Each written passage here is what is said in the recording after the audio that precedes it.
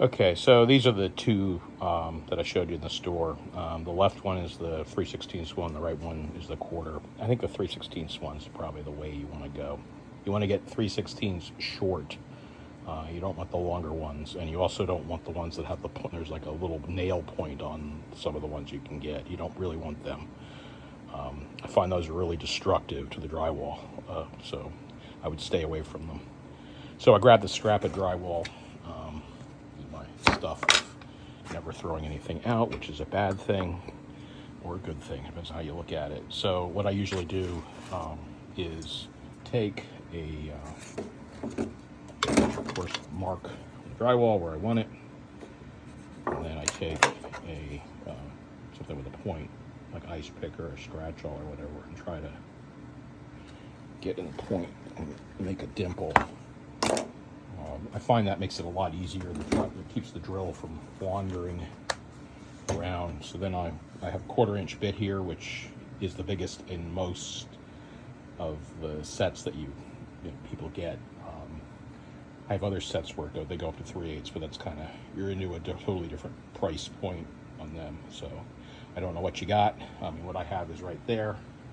That's the one that I usually have in with me. So after you do that, you go through here and just very gently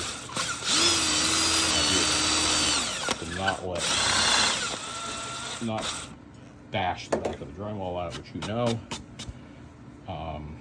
Once I do that, you'll find that these are a tight fit.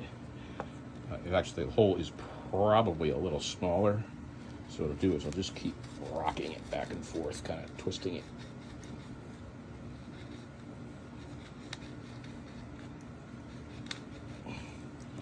Until it kind of just gets through. And once it gets through that, push it down, and then if you look like on this, there's like little barbs on the back of it that kind of supposed to keep it from spinning in the drywall. So I'll push it until they're down. I would not use a impact on this. If you do, or a drill, just be careful that you don't start to spin it, because if you spin it, you'll mess up the back of it. So what I do is I just kind of keep very gently, just keep tightening this. Look back here, you'll see it's starting to mushroom out. That's a good thing. That's the way it should look. If you start to spin it, those things will kind of curl up. And so I just basically just keep. Now sometimes getting it to first start is difficult. It's really bound up, so you gotta kind of, sometimes you end up having to go back and forth a little bit until it wants to give. So you just keep going, and you'll feel it as it starts to get some resistance. Like I've run a lot of turns there, you can see it there. You don't really have to make it tight, okay? So you almost have to kind of judge by, you can see right now there's like about 1 inch of screw sticking out the back. So that means that basically I've driven it in 1 inch, and it's far from being pulled all the way up. You can continue to go until it bottoms out. I would not.